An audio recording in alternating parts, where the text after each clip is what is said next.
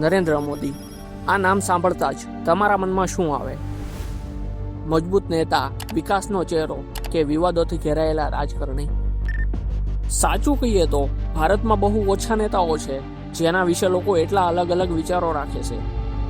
તો સવાલ એ છે, નરેન્દ્ર મોદી ખરેખર કોણ છે? આજે આપણે સમજવાનો પ્રયાસ કરીશું તેમની આખી સફર, શરૂઆતથી લઈને સત્તાના શિખર સુધી.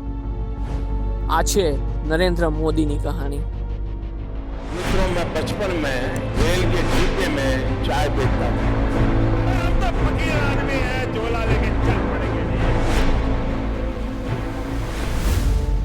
17 સપ્ટેમ્બર 1950 ગુજરાતનું એક નાનું શહેર વડનગર. અહીં જન્મે છે એક બાળક, નામ નરેન્દ્ર. સામાન્ય પરિવાર, સરળ જીવન. ઘરમાં સગવડ ઓછી, પરિસ્થિતિઓ કઠિન. દિવસ દરમિયાન પિતા રેલવે સ્ટેશન પર ચાની દુકાન ચલાવે અને નાનો નરેન્દ્ર એ જ સ્ટેશન પર લોકોને ચા પીવડાવે. દરરોજ નવા ચહેરા, નવી વાતો, અને કદાચ અહીંથી જ તેમણે શીખી લોકોને સમજવાની કળા. શાળામાં તેઓ સામાન્ય વિદ્યાર્થી હતા, પણ જ્યારે વાત આવે મંચ પર ઊભા રહેવાની, ત્યારે નરેન્દ્ર બદલાઈ જતો. નાટક, ભાષણ અને લોકોનું ધ્યાન ખેંચવાની કળા. પણ આ તો માત્ર શરૂઆત હતી. સમય આગળ વધતો રહ્યો અને એક દિવસ નરેન્દ્રનું ધ્યાન એક નવી દિશા તરફ ગયું. માત્ર 8 વર્ષની ઉંમરે તેઓ RSS એટલે કે રાષ્ટ્રીય સ્વયંસેવક સંઘની સાથે જોડાયા. શરૂઆતમાં આ બસ એક સામાન્ય પ્રવૃત્તિ હતી, પણ ધીમે ધીમે આ તેમની જિંદગીનો ભાગ બની ગઈ. અહીં તેમણે શીખ્યું અનુશાસન અને સંગઠન સાથે કામ કરવાની રીત. યુવાની સુધી પહોંચતા જ તેમનો ઝુકાવ આ દિશામાં સ્પષ્ટ થઈ ગયો. આ જ સમય દરમિયાન તેમના લગ્ન પણ થયા હતા, પણ તેમણે અલગ રસ્તો પસંદ કર્યો. વ્યક્તિગત જીવનથી દૂર રહી પોતાનો મોટા ભાગનો સમય આ કાર્ય માટે સમર્પિત કર્યો, અને અહીંથી તેમની સફર એક નવા વળાંક પર આગળ વધી. સમય સાથે સંઘમાં તેમની જવાબદારીઓ વધતી ગઈ, અને પછી 1985માં તેમની એન્ટ્રી થઈ રાજકારણમાં. ભારતીય જનતા પાર્ટી અથવા ભાજપ. મોદી સીધા લોકો સામે દેખાતા નેતા નહોતા. તેઓ પાછળ રહી આયોજન, વ્યૂહરચના અને સંગઠન પર કામ કરતા. ધીમે ધીમે પાર્ટીમાં તેમની ઓળખ મજબૂત બનતી ગઈ, અને પછી આવ્યું વર્ષ 2001. ભાજપે એક મોટો નિર્ણય લીધો. નરેન્દ્ર મોદીને ગુજરાતના મુખ્યમંત્રી બનાવવામાં આવ્યા. આ ચોંકાવનારું હતું, કારણ કે તેમણે પહેલા ક્યારેય સરકારમાં સીધું કામ કર્યું નહોતું, પણ હવે જવાબદારી સીધી તેમના ખભા પર હતી. અને અહીંથી તેમની રાજકીય સફર એક નવા સ્તર પર પહોંચવાની હતી. પણ મુખ્યમંત્રી બન્યા પછી થોડા જ સમયમાં ગુજરાતમાં એક એવી ઘટના બની જેણે આખા દેશને હચમચાવી નાખ્યો.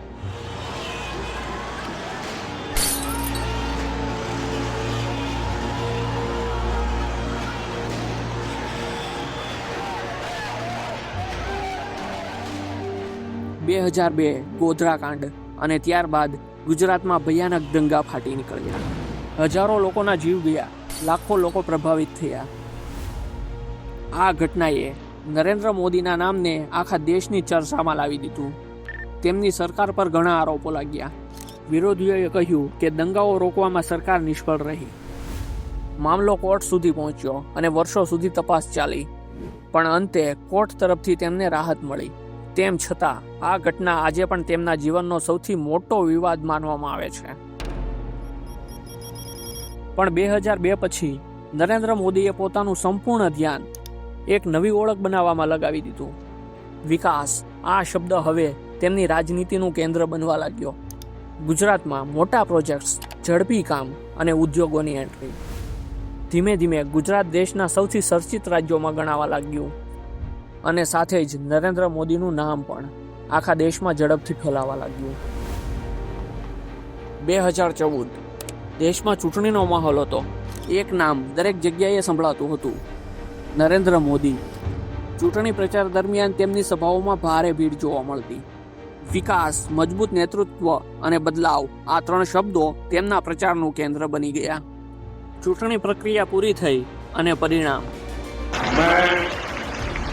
नरेंद्र दामोदर दास मोदी ईश्वर की शपथ लेता हूं कि मैं संघ के प्रधानमंत्री के रूप में अपने कर्तव्यों का श्रद्धापूर्वक और शुद्ध अंतःकरण से निर्वहन करूंगा। ભાજપને પૂર્ણ બહુમતી મળી. એક ચા વેચનારનો દીકરો ભારતનો વડાપ્રધાન બની ગયો. ત્યારબાદ એક પછી એક મોટા નિર્ણયો લેવાયા. 2016 નોટબંધી, પછી જીએસટી લાગુ કરવામાં આવ્યું, કાશ્મીર પરથી ધારા 370 હટાવવામાં આવી અને પછી સીએએ કાયદો. કેટલાક લોકો માટે આ નિર્ણયો જરૂરી હતા તો કેટલાક માટે મુશ્કેલી ભર્યા. અને પછી આવી કોવિડ-19ની મહામારી. આ સમય દરમિયાન લેવાયેલા નિર્ણયો પણ ચર્ચામાં રહ્યા. આ કારણે મોદી એક મજબૂત પણ વિવાદાસ્પદ નેતા તરીકે જાણીતા બન્યા. 2019માં ફરી એક મોટી જીત, પણ 2024માં પરિસ્થિતિ થોડી બદલાઈ. પાર્ટી પૂર્ણ બહુમતી ગુમાવે છે અને હવે એક ગઠબંધન સરકાર છે, જે બતાવે છે કે રાજકારણમાં પરિસ્થિતિ હંમેશા બદલાતી રહે છે. નરેન્દ્ર મોદી એક એવી વ્યક્તિ જેનું જીવન સામાન્ય રીતે શરૂ થયું અને આજે તે વિશ્વના મહત્વના નેતાઓમાં ગણાય છે. પરંતુ શું તેઓ દેશને આગળ લઈ જનારા નેતા છે કે તેમની નીતિઓ પ્રશ્નો ઊભા કરે છે? આ નિર્ણય તમારો છે. તમારા વિચારો કોમેન્ટ્સમાં જરૂર લખજો. જો તમને આવી સાચી કહાનીઓ ગમે છે તો વિડીયો લાઈક કરો અને ચેનલને સબસ્ક્રાઇબ કરવાનું ભૂલશો નહીં. જય હિન્દ.